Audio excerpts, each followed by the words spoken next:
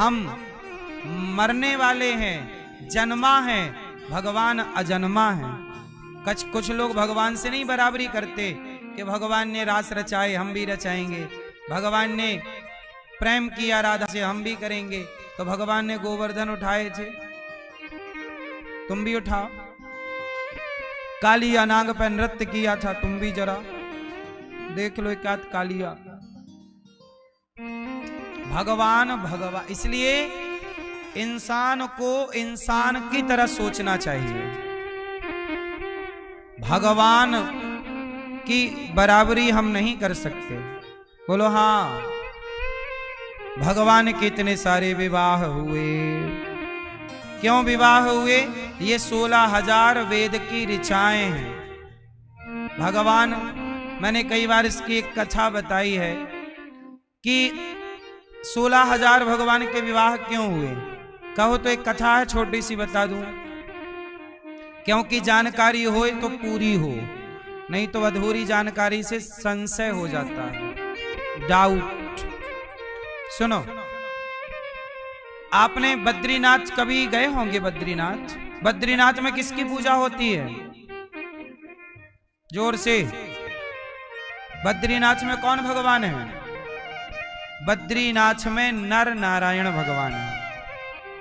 तो बद्रीनाथ में नर नारायण भगवान तपस्या कर रहे थे। कौन तपस्या कर रहा? जोर से। बद्रीनाथ में नर नारायण भगवान तपस्या कर रहे। तो इंद्र को लगा कि ये नारायण तपस्या कर रहे हैं, कहीं इंद्र को ये लगा कहीं ये तपस्या करके हमारी सिंहासन न छीन लें। इंद्र को भी अपनी सिंहासन का ही रात भर डर रहता है। भगवान पर डाउट कर रहे हैं, जबकि भगवान ऐसे करोड़ों इंद्र चुटकी में बिठा सकते हैं। इंद्र ने 16,100 स्वर्ग की जितनी स्वर्ग की टोटल अप्सराएं हैं 16,100,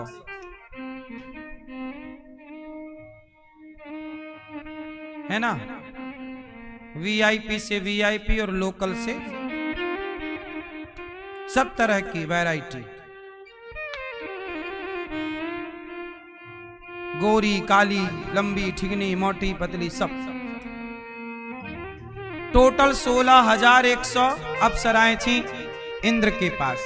सारी अप्सराओं को कह दिया जाओ नर नारायण की तपस्या भंग करो। अब आई 16,000 इंद्र की आज्ञा से करने लगी वो अपना नाच गाना। कामदेव भी आए, बाण चलाए भगवान नारायण पे, पर भगवान पे काम का क्या प्रभाव होगा? अप्सराएं नाच वाच के थक गईं, उनका सब फूल वूल के सब बिखर गए माला वाला। भगवान की समाधि खुली। जब बहुत शोर शराबा हुआ तो भगवान ने देखा तो कन्याओं को लगा हाँ हाँ हाँ हाँ, अप्सराओं को लगा अब खुली समाधि। भगवान ने कहा बैठो, थक गई होगी बैठो।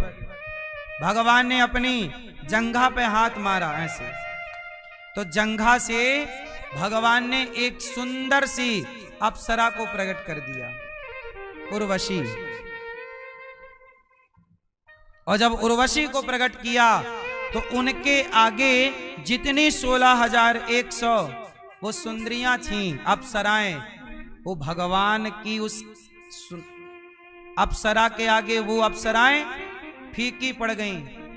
वो बोली राम राम, इनकी तो जांघ से ऐसी प्रकट हो रही हैं तो हमारी क्या जरूरत है। भगवान बोले सुनो, ये अप्सरा ले जाओ, इंद्र को भेंट करना जाओ। हम तपस्या कर रहे हैं, हमें कोई इंद्रासन नहीं चाहिए, जाओ इंद्र से कह देना शांति से आराम से सोए। सारी अप्सराएं लज्जित हो गईं। कहा प्रभु ये बताओ हम और कब तक ऐसे नाचती रहें?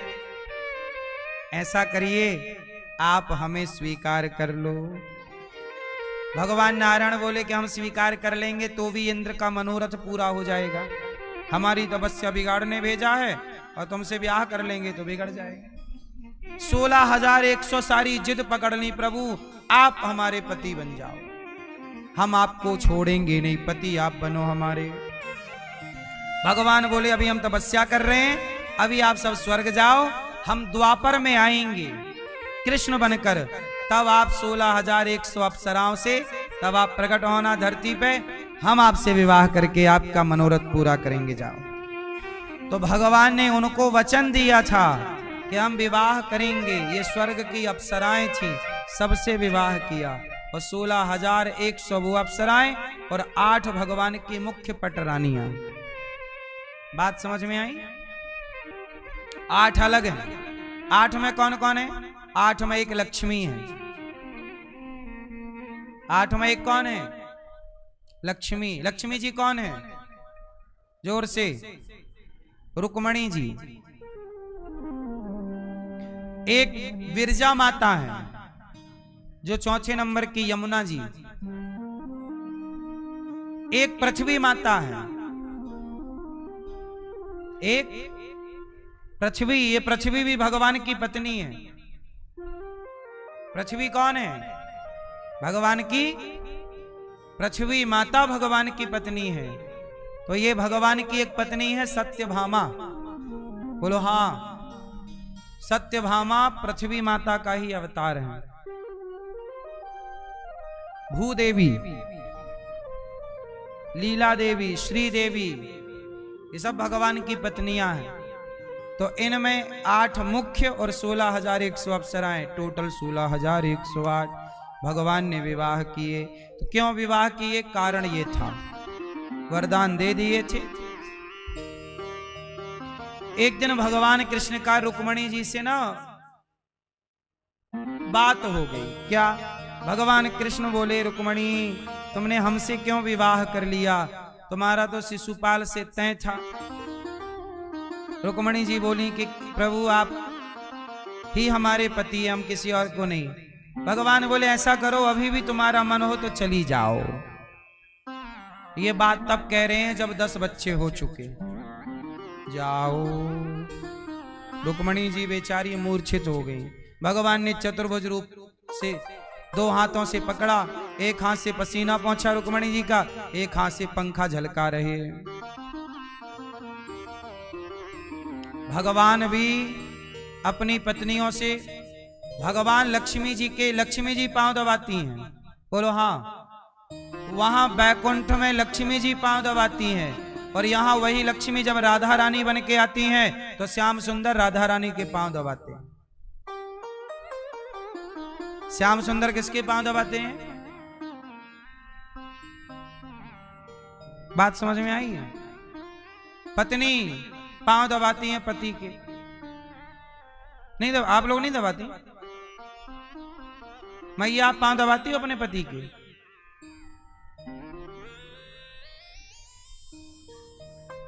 क्या मैया नहीं दबाती हो पति के पांव? मैया आप दबाती हो? मैया आप लोग नहीं दबाते? लाल मैया आप पति के चरण दबाती हो? नहीं?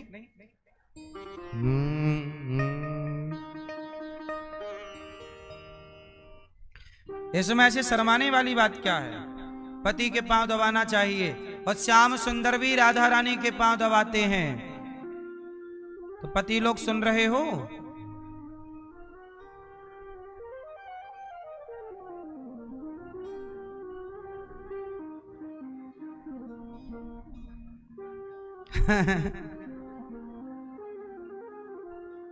हमारे कन्हैया भी कहते हैं ना, जो राधा नाम न हो तो रस राज विचारो रो तो। जो राधा नाम न हो तो रस राज विचारो रो तो। ना हो तो कृष्ण अवतार जपे जा राधे राधा अलबेली सरकार। रटे जा। ये लीला ये कहती है कि पति पत्नी दोनों एक दूसरे का साथ दिया करो, एक दूसरे का सुख दुख, आपका ही सुख दुख है, ये भाव रखा करो। भगवान बहुत मजाक करते हैं अपनी पत्नी से, भगवान सीरियस नहीं रहते, सदा चंचल हैं कन्हैया। कन्हैया कैसे हैं? वही लोग अच्छे हैं जो थोड़ा चंचल हैं। अब क्या दिन भर बैठे रहो ऐसे बंदर जैसा मुंह बना, थोड़ा हंस लो, थोड़ा मुस्कुरा लो, थोड़ा बात कर लो, थोड़ा झूम लो, कहीं मौका मिले थोड़ा नाच लिया करो। कुछ लोग हैं ना, नहीं हमको नाचना नहीं आता। अरे नाचने का कह रहे हैं, जहर पीने का नहीं। नाच लो, जिंदगी मिली है बिंदास जी लो। नाचता कब है? ब्लंड लिखी पत्नी की भी पति की भी, दोनों को जज के सामने खड़ा किया। पत्नी बोली जज साहब ये बताओ बेटे पर माँ का अधिकार ज्यादा है कि बाप का? जज साहब बोले माँ का अधिकार ज्यादा। तो मैं कहती हूँ इंजीनियर बनाऊंगी। बाप बोला कि महाराज पढ़ाना लिखाना पैसा तो मुझे कमा के देना है, मैं सोचता हूं डॉक्टर बनेगा, भविष्य सेफ हो जाएगा। तो जज साहब ने कहा ये बताओ अपने बच्चे से तो पूछ लो कि वो क्या बनना चाहता है, बच्चा कहाँ है? दोनों बोले अभी तो बच्चा हुआ ही नहीं। गौदान जरूर करना चाहिए। गौदान गाय ही वैतरणी से पार लगाती है। और हमारे यजमान परिवार आपकी ओर से हमारी मैया श्रीमती कमलेश अरोड़ा जी और श्रीमान सत्यपाल अरोड़ा जी की तरफ से इन्होंने गौदान भी किया, भागवत भी सुन रहे हैं, संतों को अन्नदान भी किया, वृद्ध माओं को नाश्ता भी कराया, रसोई भी बंटवाई। यहाँ जितनी सेवाएं चल रही हैं सारी सेवाओं से इन्होंने जीवन में अच्छे काम कर लेने चाहिए। भगवान ने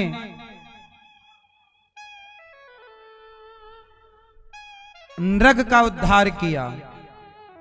आपसे मेरी प्रार्थना है कि आप भी मरने से पहले कुछ काम आपको कर लेने चाहिए। पहला काम बड़ा दान कौन सा? अन्नदान। इसलिए गौरी गोपाल आश्रम में अखंड अन्न सेवा चलती है। आप भी एक सेवा पकड़ लो, संतों को भोजन की सेवा, एक रोटी। कल एक दादाजी आए, कल या परसों उन्होंने बोला कि महाराज मैं संकल्प लेता हूं कि मैं जब तक जीऊंगा एक रोटी नित्य की रोज की मैं गौरी गोपाल में संतों के लिए भेजता रहूंगा। मेरी ओर से एक रोटी। गौरी गोपाल में 1 लाख रोटियां रोज बनती हैं, अखंड रसोई चलती है ना। तो एक रोटी आप निरंतर बोले जब मैं मर जाऊंगा तो मैं अपने बेटी को कहकर जा रहा हूं, बेटा तो मेरी सेवा करता नहीं, मैं अपनी कुछ संपत्ति बेटी को दे रहा हूं। तो बेटी से कहूंगा कि तू जब तक जिंदा रहना तो एक रोटी की सेवा करते रहना। आप लोग बच्चों को प्रॉपर्टी दे के जाते हैं, अच्छी बात है, एक जिम्मेदारी भी तो देकर जाओ कि बेटा तुम्हें ये जिम्मेदारी दे रहे हैं कि तुम एक रोटी की सेवा गौरी गोपाल में करते रहो। इसी बहाने आपका बेटा धर्म करता रहेगा। एक रोटी क्या मायने रखती है? इसी बहाने वो जुड़ किससे जाएगा? गाय की सेवा से, संतों की सेवा। अन्नदान होता रहेगा, साइड में एक अन्नदान नित्य का नियम बनाओ।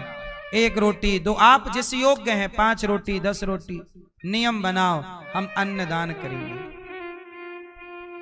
एक दिन का संपूर्ण, जब बेटी बेटे का जन्मदिन आए तो सब संतों को भोजन आप बंटवाइए कि आज का भोजन हम कराएंगे। सारे सेवा से अपने आप को जोड़िएगा जरूर। अन्नदान सबसे बड़ा दान है। वृद्ध माओं को अन्नदान करिए कि आज का भोजन माओं को हम कराएंगे। सभी माओं को हम भोजन। 800 राजाओं को मुक्त किया। सबने कहा कृष्णाय वासुदेवाय हरये परमात्मने प्रणतक्लेशनाशाय गोविंदा ये नमो नमः। ये श्लोक भागवत जी का है, आप लोग याद कर लीजिएगा। इस श्लोक का यदि आप नित्य पाठ करते हैं, 10-20 बार जाप कर लेते हैं, तो जीवन में कोई संकट नहीं छुएगा आपको। कृष्णाय वासुदेवाय हरये परमात्मने प्रणतः क्लेशनाशाय गोविंदाय नमो नमः। ये श्लोक किसने बोला था? ये श्लोक से जरासंध के जेल में जो 20,800 राजाएं बंदी थे, उन्होंने कृष्ण के आगे ये स्तुति की थी। भगवान ने उनका संकट दूर किया, हमारा और आपका भी करेंगे। जरासंध का उद्धार हुआ, शिशुपाल पर कृपा हुई। शिशुपाल रोज कितनी गालियां देता था? 100। भगवान 100 गालियां रोज सुनते थे चुपचाप। आप भी 2-4 गालियां सुन लिया करो। जरूरी नहीं है हर बात का रिप्लाई करना, जरूरी नहीं है हर बात का जवाब देना। भैया जरूरी है? क्या जरूरत है बोलने की? जहां बोलना जरूरी है वहां जरूर बोलिए, जहां आवश्यकता ना पड़े वहां क्यों बोलना है? क्या जरूरत है बोलने की? बोलने की बिल्कुल जरूरत नहीं है। वहां ना बोलिए जहां बिल्कुल आवश्यकता ना हो। भगवान नहीं बोले, जब 101 भी गाली हुई तो सिर काट दिया। दया, भगवान कहते हैं पहले क्षमा करो। 1 बार 2 बार क्षमा जरूर करना चाहिए। गलती हुई है, सबसे होती है, उसे क्षमा करो। जब वो दोबारा गलती करे फिर भी क्षमा करो। जब वो बार बार गलती करे तब दंड जरूर देना चाहिए। भगवान ने दंड दिया, पर पहले क्या किया? क्षमा। पहला विकल्प क्षमा। आतंकवादियों को क्षमा ना किया जाए, जो क्षमा का पात्र ना हो उसे क्षमा ना किया जाए। रिश्तों की बात कर रहा हूं। आप लोग कई बार याद कर लेते हैं, मेरी सास ने ऐसा कह दिया, मेरी बहू ने ऐसा कह दिया, मेरे पति ने ऐसा कह दिया, मेरी पत्नी ने ऐसा। इन बातों का कोई अर्थ नहीं है। कह दिया, भूल जाओ। याद रखोगे आपको चुभता रहेगा, आपको ही कष्ट होगा। आपके घर पे डस्टबिन है कि नहीं? तो आप घर का कचरा डस्टबिन में डालते हो कि तिजोरी में रखते हो? ऐसे आपके जीवन में जो अच्छी बातें हैं उन्हें हृदय की तिजोरी में रखो, और जो गलत बातें हैं उन्हें भीतर से निकाल के डस्टबिन में डाल दो। अपने शरीर को डस्टबिन ना बनाओ, कचरा घर ना बनाओ। अच्छी बातें हृदय की तिजोरी में रखो, याद रखो अच्छी बातें, और बुरी बातें बाहर करो। दिमाग को खाली रखना चाहिए। आप लोगों के दिमाग में क्या क्या चलता रहता है, दिमाग को भी आराम दीजिए। भगवान का चिंतन कीजिए, ज्यादा मत सोचिए, दिमाग को थोड़ा सा रेस्ट दीजिए, और किसने क्या कहा कहने दो। कचरा कचरे घर में डालो। अच्छी जो बातें, मेरी बातें जो अच्छी लगे उन्हें यहां रखो, उन बातों पर चलो। उनको कहा जा रहा सच बोलो, तो सच की बात हृदय में रखो और सच पे चल पड़ो। क्यों भैया? अब बुरी बात, मैंने कथा 7 दिन सुनाई, आप लोग भूल जाओगे। और एक मैया बोली, गुरुजी हमारी सास ने गाली दे दी। हमने कहा भूल जाओ। कैसे भूलें? कब दी थी गाली? 10 साल पहले। 10 साल पुरानी बात याद है। कल कथा में हमने क्या सुनाए, बहुत लोग भूल गए होंगे। अच्छी बात भूल जाते हैं, बुरी बात याद रखते हैं,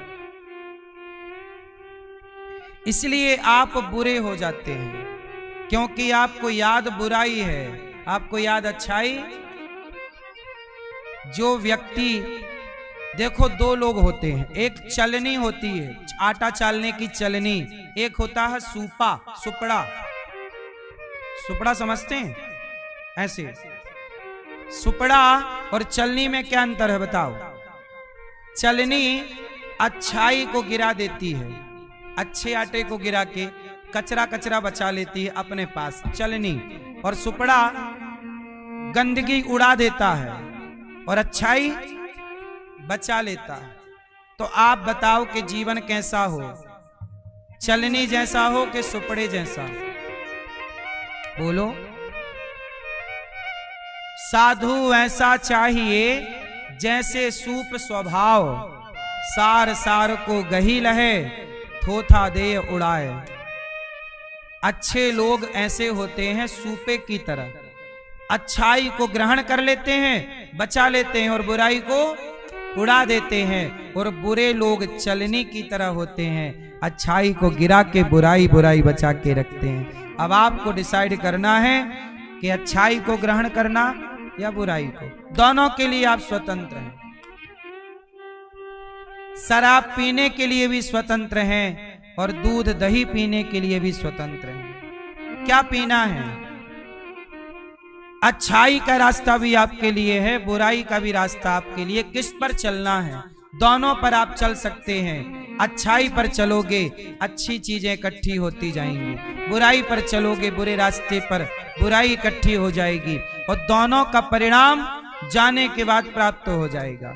तो आपको वही मिलेगा जो यहां से कमा कर ले जाओगे। यहां पर केवल दौलत नहीं कमाते आप लोग, अच्छाई और बुराई का धन भी कमाते हो आप लोग। इसलिए सोच विचार के कार्य किया करो कि जो हम कर रहे हैं उससे हम पाप कमा रहे हैं या पुण्य कमा रहे हैं।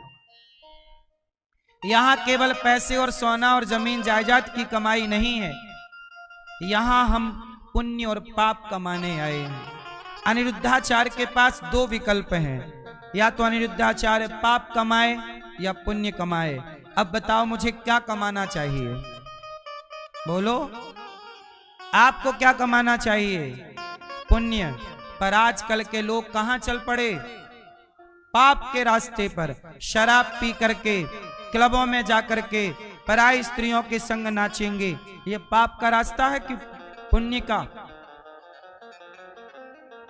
मांस खाएंगे, बकरा बकरी मुर्गा मुर्गी काटेंगे, खाएंगे, कहेंगे माई लाइफ माई चॉइस। पाप का रास्ता पकड़ लिया। झूठ करेंगे, झूठ बोलेंगे, छल करेंगे, लोगों को लूट लेंगे गलत बात बता के। बोलो हाँ। डॉक्टर बन गए हैं कुछ लोग, तो डॉक्टर बन के वो गलत सलाह दे देते हैं। ऑपरेशन की जरूरत नहीं होती फिर भी कहते हैं करा लो, क्योंकि 2-5 लाख उनके पक जाएंगे। 5 लाख में काट पीट डालते हैं, जबकि वो जानते हैं किसको ऑपरेशन की जरूरत। पर गलत सलाह देने से कई बार जिंदगी खत्म हो जाती है। आप जानकार हैं और आप पैसे के लिए यदि इस रास्ते पर चल पड़े हैं तो ये पाप है। सही काम कीजिए। किसी को गलत सलाह, आप गलत सलाह दे रहे हैं, यह भी पाप है। क्यों? गलत एडवाइस दे रहे हैं, यह भी क्या है? गलत रास्ता बता देना। सही बताइए। मरीज आपके अधीन है, भैया आप बताओ, करा लो ऑपरेशन, जरूरत नहीं है फिर भी। जहां जरूरत है वहां तो ठीक है। कई बड़े बड़े हॉस्पिटल, मेरे से कई बार डॉक्टर मिले, मैंने उनसे सब पूछा, बातचीत तो मैं करती हूँ सबसे। बड़े बड़े हॉस्पिटलों में पता क्या स्कैम चलता है? बड़े बड़े हॉस्पिटल के लोग डॉक्टरों को बोलते हैं कि आपको महीने में 100 ऑपरेशन तो करने ही, टारगेट दिया जाता है इतने ऑपरेशन करने। कहां से करें? नहीं है जरूरत तो नहीं, तो भी कर दो। आपको 100 कंप्लीट करना है तो कोई 500 का टारगेट दिया है। इसलिए पहले बच्चा पैदा होता था बिना ऑपरेशन के, जच्चा बच्चा दोनों स्वस्थ रहते थे। आज के 50 साल पहले आप लोग पैदा हुए, जितने बाल पके वाले बताओ तुम ऑपरेशन से हुए कि नॉर्मल से? बोलो। तब तो तुम्हारी मैया के पेट में बच्चा नहीं घूमता था, आज ही क्यों घूम रहा है?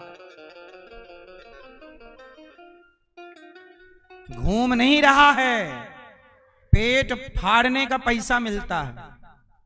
नॉर्मल डिलीवरी होगी तो खर्चा आएगा 2-5 हजार। क्यों?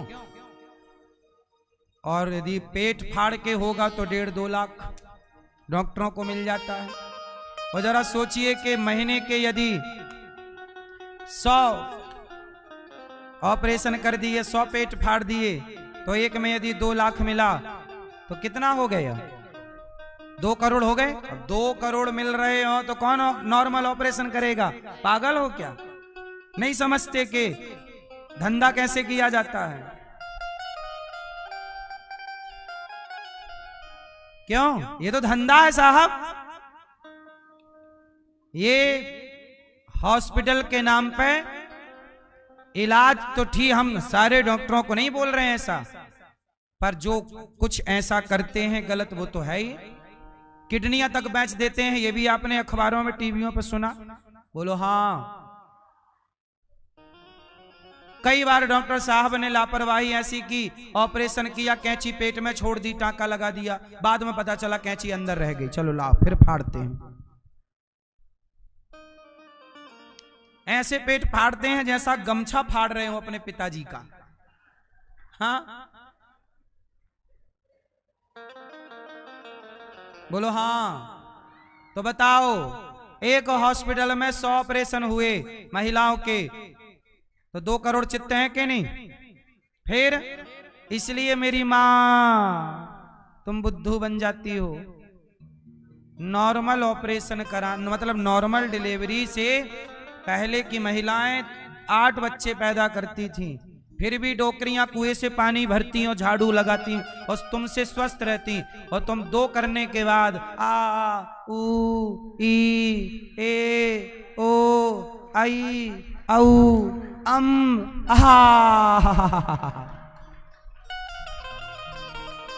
एक में ही तुम्हारा आ ई ऊ ई चालू हो जाता है, यहां दर्द वहां दर्द। बोलो हाँ। क्योंकि गलत हो गया आपके साथ। आपके साथ क्या हो गया? पेट फट गया। अब स्वाभाविक है कि कोई चीज फाड़ दी जाए तो जोड़ भी दो कि कैसे रहेगी, प्रभाव तो पड़ता ही है। इसलिए नॉर्मल डिलीवरी ज्यादा उत्तम है। क्या कहते हैं आप लोग, ऑपरेशन वाला ज्यादा अच्छा है कि नॉर्मल वाला? क्या कहती हो मैया, क्या सही लगता है? नहीं मैया, क्या सही है? अब आजकल यही चल रहा है, जब झूठ चल रहा है ये पाप का रास्ता। इसलिए आप डॉक्टर बनना, पर बेकार का पैसा नहीं। पैसा कमाना अच्छी बात है, ईमानदारी का। जहां जरूरत हो वहां सब करिए, पर जहां जरूरत ना हो तो सही गाइड करिए, सही सलाह दीजिए कि रुक जाओ 2 दिन और नॉर्मल हो ही जाएगा। डॉक्टर ऐसा डरा देते हैं, अभी करना पड़ेगा, नहीं बच्चे के पानी घुस गया मुंह में। वाह, 8 महीने पेट में था तब नहीं घुसा, तुम्हारे पास हम लाए क्या कि पानी घुस गया? अच्छा, ये खुद पानी घुसेड़ रहे हैं क्या? बोले पानी चला गया बच्चे के पेट में, बोले गले में हाथ घूम गई। बताइए, शिक्षा के नाम पे हमारे देश में पाखंड है कि नहीं? कितनी महंगी 2-2 लाख रुपया फीस लग रही है बच्चों की। और स्कूल में जो टीचर पढ़ा रहे हैं प्राइवेट स्कूलों में, उनकी फीस क्या है जाके चेक कर लो। किसी की 10,000, किसी की 20,000, किसी की 30,000, और फीस ले रहे हैं कितनी। शिक्षा के नाम पे सही नहीं चल रहा है ये देश, और स्वास्थ्य के नाम पे तगड़ा घोटाला है। बोलो हाँ।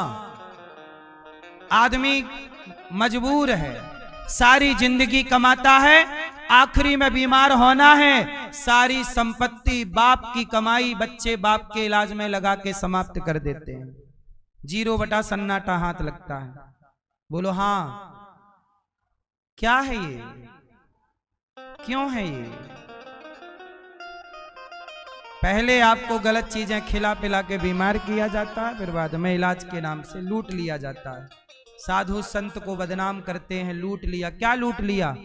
कौन सी तुम्हारी दौलत लूट ली? यही तो कहा, मांस ना खाओ, गुटखा ना खाओ, सही रास्ते पे चलो, माँ बाप की सेवा करो, यही संत बताते हैं। तो उन्हें पाखंडी कहते हैं। और जो बिना ऑपरेशन का ऑपरेशन कर रहा है वो कौन है? कौन है आप बताओ? क्या वो पाखंड नहीं है? क्या वो गद्दारी नहीं है? सही जानकारी आप नहीं दे रहे हैं। आपको पता है एडवोकेट के पास जाओ, उसे पता है कि क्या सही जानकारी है। कई बार वो सही दे देगा तो केस 4 दिन में खत्म हो जाएगा, इसलिए वो भी उलझाए रखता है कि चलो 2-4 साल चलेगा, तुमसे ले लेंगे, फिर तुम जाओ। 1 दिन में ही निपटारा हो जाएगा कोर्ट केस का, तो वकीलों का कैसे काम चलेगा बेचारे हैं। तो वो भी फंसाए रखते हैं, 2-4 साल तो चले, 2-4 साल तक आता रहे। ये बात सही है कि गलत है? सब लोग ऐसे हैं, मैं ये नहीं कहता। बहुत लोग ईमानदार भी हैं, डॉक्टर भी और एडवोकेट भी, लेकिन कुछ तो इस रास्ते को अच्छाई के छोड़ के बुराई पर चलते हैं। बोलो हाँ या ना? इसलिए इस देश का भविष्य खतरे में है, क्योंकि यहाँ व्यक्ति अपना स्वार्थ देखता है, राष्ट्र हित, लोगों का हित कोई नहीं देख रहा। लोगों का हित देखोगे तो समस्या जल्दी खत्म होंगी। बोलो हाँ। गौरी गोपाल आप आते हो ना, तो गौरी गोपाल में हर काम समाज के लिए, यहां हर काम चल रहे हैं। देखो, आप आते हो, आपको भोजन मिलता है।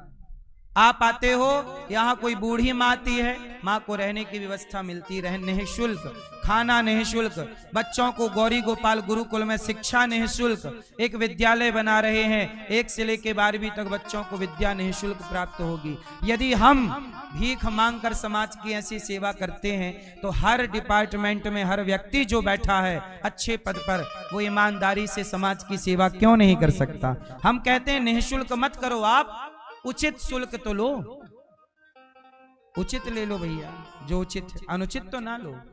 बोलो हाँ।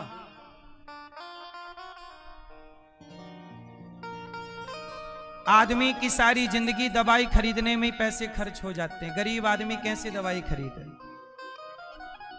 भगवान श्री कृष्ण ने शिशुपाल शाल्व दंत वक्र का उद्धार किया। भगवान के एक परम मित्र हैं सुदामा जी, बड़े गरीब हैं। पत्नी ने कहा कि जाओ सुदामा, अपने मित्र से मिलाओ।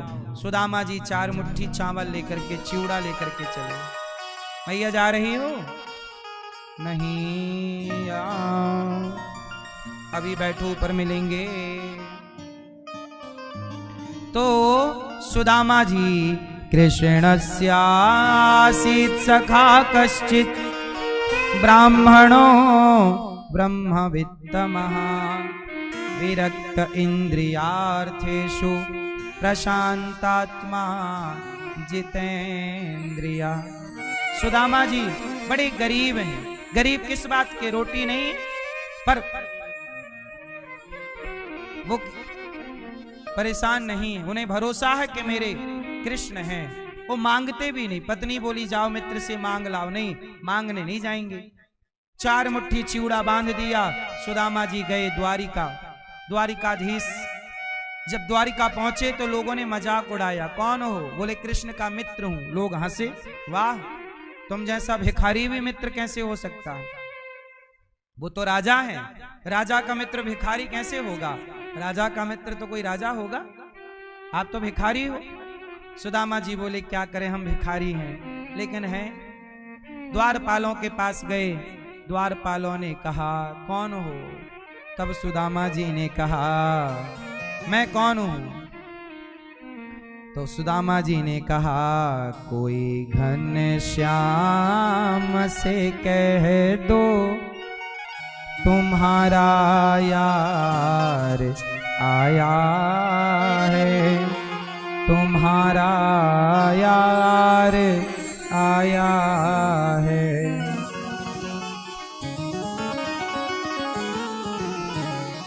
हाँ, कोई घनश्याम से कह दो तुम्हारा यार आया है, तुम्हारा मित्र आया है।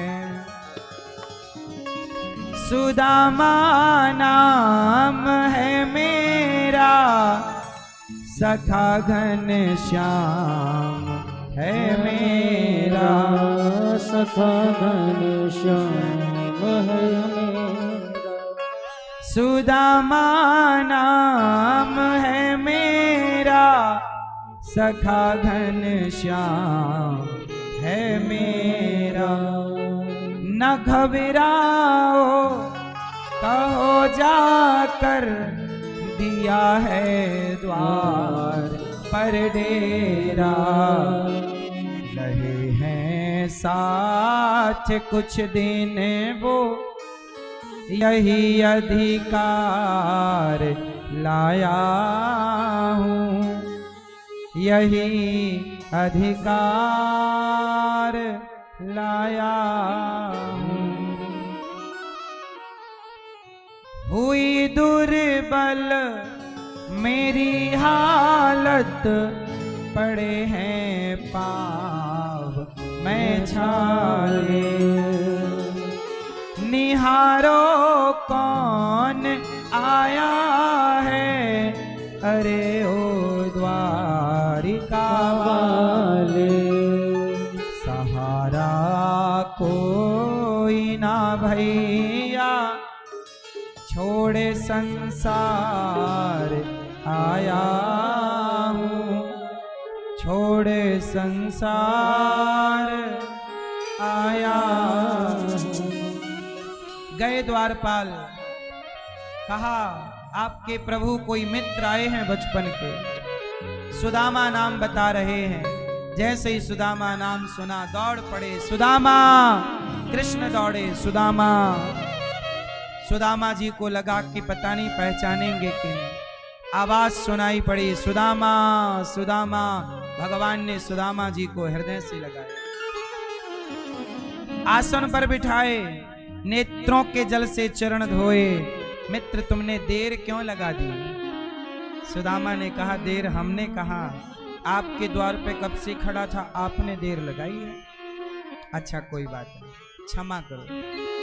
नेत्रों के जल बहा कुछ नहीं, अन्न था। इसलिए सबसे बड़ा दान भगवान को खुश करना है तो किसी भूखे को भोजन कराइए, किसी साधु को रोटी दीजिए, किसी बूढ़ी माता का सहारा बनिए, किसी माँ को रोटी दीजिए। भगवान खुश ना हो तो कहना।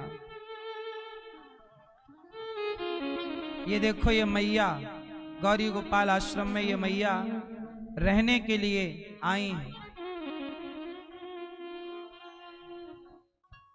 ये माँ गौरी गोपाल आश्रम में रहती हैं। मैया कहाँ से आई हो मेरी माँ? राया से। राया? हाँ। घर पे कौन कौन है मैया? बेटा बेटी?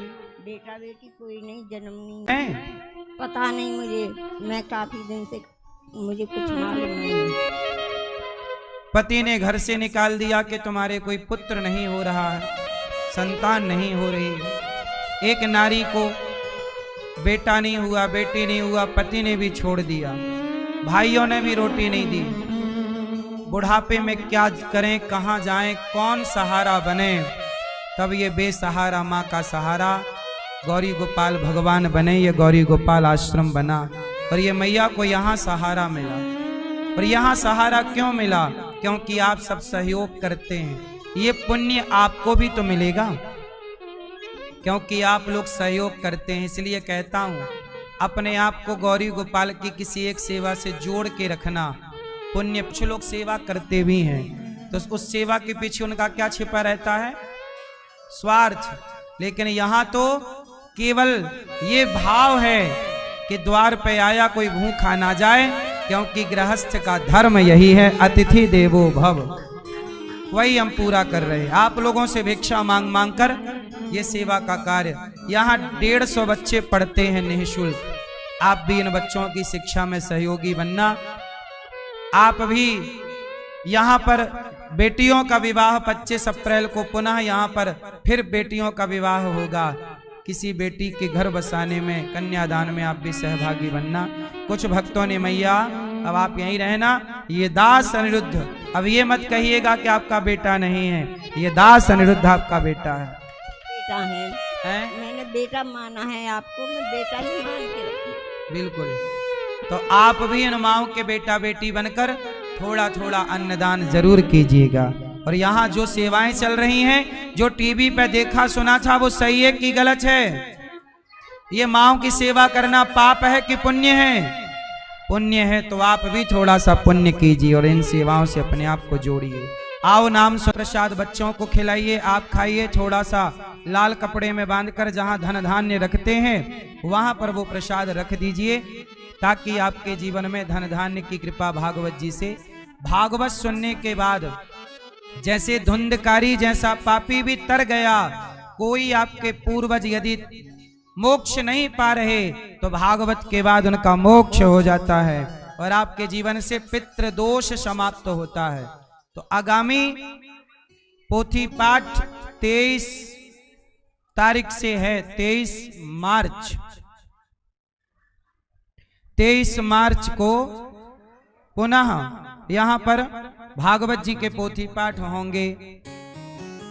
आप भी अपने पितरों की सदगति के लिए ये कार्य कर सकते हैं। अब भगवान, आप लोग अपने मोबाइल पर YouTube पर अनिरुद्धाचार्य टाइप कर लो और चैनल को सब्सक्राइब कर लो, क्योंकि टीवी पे कथा कट जाए तो मोबाइल पर। भगवान ने सब पर कृपा की, भगवान के पुत्र पौत्र आदि सब भगवत धाम गए। भगवान की 125 वर्षों की लीला पूरी हुई, भगवान ने अपनी लीला की और भगवान अपने निज धाम चले गए। जब भगवान गए तो भक्तों ने कहा हम कहाँ रहें? भगवान ने कहा भागवत जी में रहो, भागवत सुनते रहो, हम तुम पर कृपा बनाए रखेंगे। भगवान ने अपने पूरे परिकर को परम धाम भेजा। भगवान भी अपनी लीला पूरी करके परम धाम गए। राजा परीक्षित जी को तक्षक ने डसा, भगवान की भागवत सुनी, उनका उद्धार हुआ। जनमेजय ने यज्ञ किया सर्पों को मारने, संतों ने रोका। पहले दिन की कथा में महात्म, दूसरे दिन ध्रुव चरित्र, दूसरे दिन कुंती स्तुति, तीसरे दिन ध्रुव चरित्र, चौथे दिन जन्मोत्सव, पांचवें दिन बाल लीला, छठवें दिन रुक्मणी मंगल सुदामा चरित्र के साथ आज भगवत धाम भगवान गए। अनिरुद्ध केवल रह गए, उनके पुत्र वज्रनाभ रह गए, बाकी सब भगवत धाम गए। ये सुंदर सी लीला भगवान ने पूरी की। और अब 7 दिन की कथा ये दास ने कही, अब ध्यान से मेरे संग गाओ। बोलो नाम संकीर्तनम यस्य, नाम संकीर्तनम यस्य, सर्व पाप प्रणाशनम, सर्व पाप प्रणाशनम, प्रणामो दुख समनस, प्रणामो दुख समनस, तम नमामि हरिम परम, तम नमामि हरिं परम। बोलो हे नाथ, मैं आपको कभी भूलू नहीं।